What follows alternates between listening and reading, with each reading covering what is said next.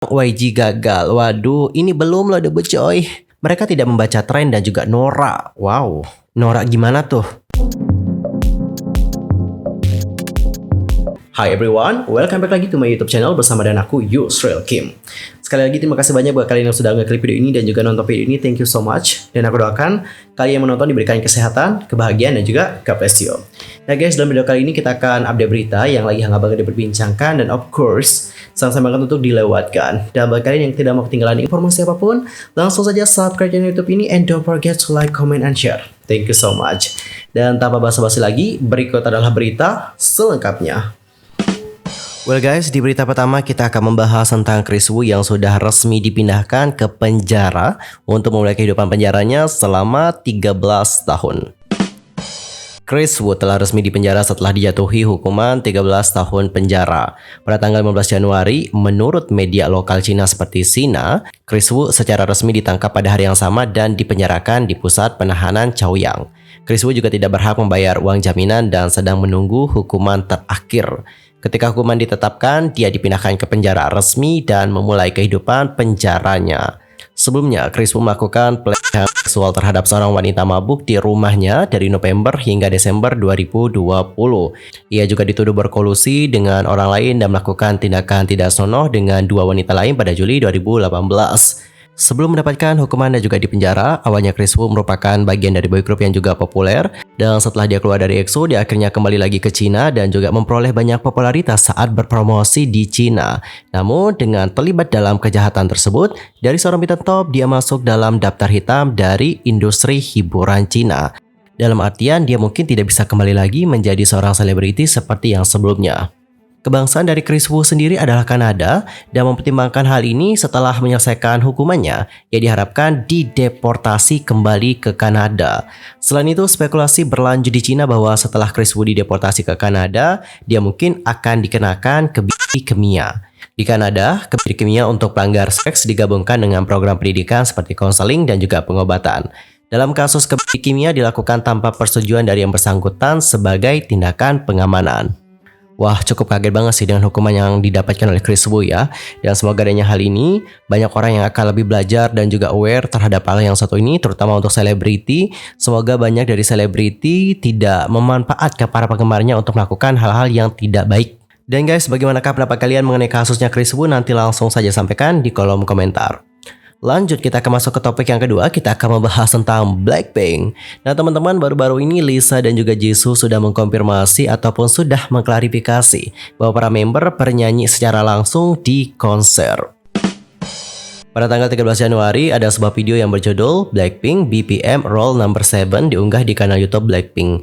Video ini mengabadikan tur dunia Blackpink di Dallas dan juga Houston, Texas. Khususnya adalah ketika Jisoo berbicara dengan Lisa, dia menyebutkan saat suaranya pecah saat mereka membawakan Hit You With That Tudu. Jisoo kemudian berkata lebih lanjut, suaraku pecah loh selama dududu terakhir kali karena Jennie datang terlalu dekat dan membuatku tertawa. Semua orang mendengar ini dan kupikir mereka tidak akan melakukannya.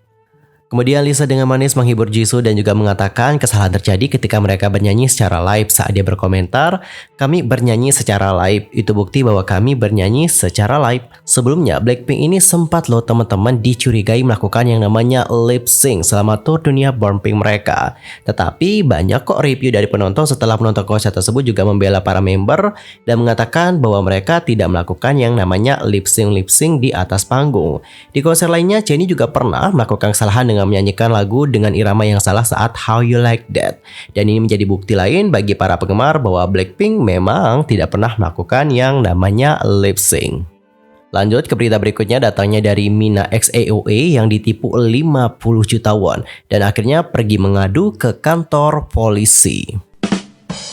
Kwon Min Ah yang merupakan mantan anggota AOA mengeluhkan kerugian akibat penipuan transaksi barang bekas.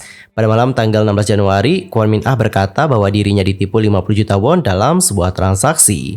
Dia kemudian melanjutkan dengan mengatakan, aku hanya tahu nama panggilan scammer dan mereka telah ditarik dari situs bekas. Aku juga mencoba bertukar email cepat, tetapi karena aku juga tidak menggunakan nomor teleponku, orang itu juga berusaha menghindariku. Jika kamu pernah ditipu ataupun memiliki informasi tentang orang dengan nama panggilan itu, kirimkan aku direct message. Dia kemudian dengan cemas mengaku bahwa dirinya harus pergi ke kantor polisi besok pagi. Namun jika dia pergi ke sana, dia pesimis apakah polisi dapat menangkap penipu tersebut. Sebagai tanggapan, para penggemar berkomentar, "Aku harap kamu dapat menyelesaikan ini dan menangkap penipu. Aku harap penipu itu dapat ditangkap dan juga dihukum. Kamu perlu meminta unit polisi investigasi dunia maya." Waduh, Mina sabar ya, sudah ditipu. Jujur guys, ini ditipunya juga nggak main-main. Mina itu ditipu 50 juta won. Oh my god. 50 juta won bukan jumlah yang dikit loh teman-teman. Ini jumlahnya benar-benar banyak banget. Ada yang tahu berapa jumlah rupiahnya? Nanti langsung aja komen di kolom komentar. Jujur cukup miris banget melihat ada korban penipuan. Karena teman-teman, baru-baru ini teman aku juga menjadi korban penipuan. Dan buat kalian ya teman-teman, jika kalian juga menemukan hal yang misalnya kayak gini, kalian itu tiba-tiba kehilangan uang di akun kalian dengan nominal segini misalnya, itu jangan mau, kalau kalian disuruh transfer jangan mau transfer ya. Karena seperti temanku kemarin, ada sebuah aplikasi dari bank kayak gitu. Dia udah simpen uangnya di sana dengan nominal 850.000. Itu awalnya untuk bayar kos teman-teman. Tapi pada kala itu dia menghubungi customer service. Ya mungkin customer service-nya ini juga salah. Gak tahu juga sih kenapa penipunya pintar-pintar sekarang ya. Dan setelah dia menghubungi customer service-nya, dia itu tiba-tiba terjebak gitu ke dalam lingkup komplotan penipu. Nah di sana dia itu ditipu dengan jumlah yang lebih banyak lagi. Si penipu ini bilang sama temanku, "Kalau kamu mau uang ini cair, nanti kirim 3 juta. Dan setelah dikirim 3 juta, penipu ini mau lagi nyuruh temanku mengirim dalam nominal yang banyak. Temanku pada kala itu belum sadar. Namun pada kala itu aku berinisiatif untuk ngecek dengan siapa dia berkomunikasi. Aku cek di guide kontak dan ternyata semuanya itu adalah komplotan menipu. Jadi buat kalian emang harus hati-hati ya. Ini nomornya aku udah sebarin. By the way, untuk Mina terakhir kali aku lihat dia itu udah kayak buka bisnis kafe gitu. Jujur aku senang banget sih melihat Mina sudah memulai kehidupan baru lagi setelah ada something yang terjadi sebelumnya. Dan ketika mendengar dia ditipu dalam jumlah seperti ini, jujur kaget banget sih. Dan bagaimana pendapat kalian? Dan mungkin ada dari kalian juga pernah ketipu. Nanti langsung saja bagikan bagaimana pengalaman kalian di kolom komentar. Next, kita akan masuk ke topik yang berikutnya, datangnya dari Baby Monster. Meskipun belum debut, Baby Monster terus mencuri perhatian dari netizen. Semua perhatian terfokus pada anggota girl group baru YG Entertainment, Baby Monster. Bahkan sebelum YG Entertainment mengumumkan Baby Monster akan debut nih, banyak banget tuh dari penggemar K-pop yang telah mengarahkan minat mereka ke girl group rookie yang satu ini. Ada desas-desus tentang Baby Monster untuk sementara waktu, dan YG Entertainment mengkonfirmasi debut girl group tersebut dengan video perkenalan. Mulai 2 minggu lalu, YG Entertainment mengungkapkan video penampilan langsung dari 2 member, yakni Haram dan Ahyeon. Sejak pengumuman debut dari Baby Monster, banyak banget dari penggemar yang telah mengumpulkan informasi tentang para member dan membaginya dengan berbagai komunitas online. Dan ada beberapa informasi mengenai para membernya. Yang pertama ada Ahyeon. Ahyeon ini adalah orang Korea dan lahir pada tahun 2007 berdasarkan spekulasi ya. Lalu juga Channy. Channy ini kemungkinan orang Thailand dan diperkirakan lahir pada tahun 2009. Berikutnya ada Haram. Haram ini adalah orang Korea dan lahir pada tahun 2007. Lalu ada juga Dain. Dain ini orang Korea dan lahir pada tahun 2008. Wah, mudah-mudahan semua ya teman-teman. Lalu ada juga Asa. Asa ini adalah orang Jepang dan diperkirakan lahir pada tahun 2005 atau enggak 2006. Berikutnya ada Prita. Prita ini adalah orang Thailand dan diperkirakan lahir pada tahun 2005. And the last ada Ruka. Ruka ini merupakan orang Jepang dan diperkirakan lahir pada tahun 2002. Dan teman-teman, setelah melihat hal ini, netizen pun berkomentar lebih lanjut. "Aku kecewa ya karena ada lebih banyak anggota asing daripada anggota Korea." Why, kenapa dirimu kecewa wahai sobat? Lalu ada juga yang bilang YG gagal. Waduh, ini belum loh debut coy. Udah dibilang gagal, gila sih. Aku sih merasa mereka akan memiliki banyak keterampilan.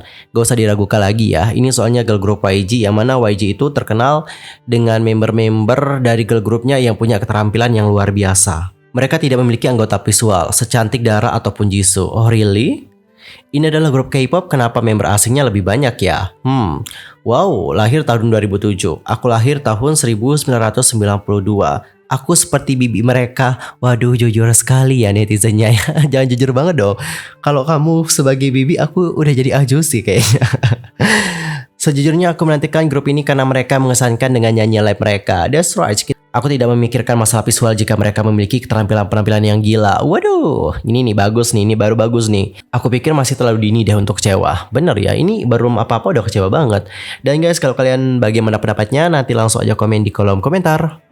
Dan untuk berita terakhir kita akan membahas tentang netizen yang mengatakan SM dulunya inovatif tetapi sekarang lebih reaktif dan lamban dalam mengikuti tren. Dengan comeback dari God The Beat, para penggemar K-pop ramai membicarakan musik terbaru yang dirilis supergroup SM Entertainment tersebut. Sudah banyak penggemar yang menantikan comeback girl group ini dengan mini album pertama mereka. Namun ada pula yang mengungkapkan bagaimana kekecewaan mereka karena merasa musik SM Entertainment reaktif dan juga lamban dalam membaca tren. Salah satu netizen menunjukkan aspek ini dalam komunitas online populer dan juga menuliskan, "Aku sangat menyukai lagu-lagu seperti Move Taemin, tapi tidak ada lagu yang benar-benar hits dari lagu-lagu yang dirilis SM selama beberapa tahun terakhir." Netizen lain juga kemudian bergabung dengan komunitas untuk membagikan pemikiran mereka tentang masalah ini dan kemudian berkomentar, mereka tidak membaca tren dan juga norak. Wow, norak gimana tuh? Perasaan kagak norak deh. Ya ini emang SM sih. SM seperti yang aku lihat memang suka bereksperimen gitu gak sih? Menurutku ya, lirik aespa dan juga God The Beat adalah yang paling serius seperti A Vicious Shakedown, Mona Lisa Smile, apa ini? Dulu mereka inovatif tapi sekarang no. Menurutku ya itu mungkin karena mereka tidak berubah. Tren yang membuat sebuah lagu menjadi populer telah berubah, tetapi mereka juga terus menciptakan jenis lagu produksi massal. Min Hee Jin pergi ke hype. Menurutku lagu God The Beat bagus tapi liriknya payah. Aku berharap mereka tidak menggunakan gaya rap jenis narasi yang aneh itu. Dan guys, bagaimana nih pendapat kalian? Apakah kalian setuju dengan bagaimana pendapat dari netizen Korea tadi? Dan apakah kalian merasakan ada yang berubah dari SM Entertainment? Nanti langsung saja sampaikan bagaimana opini berdasarkan pandangan kalian.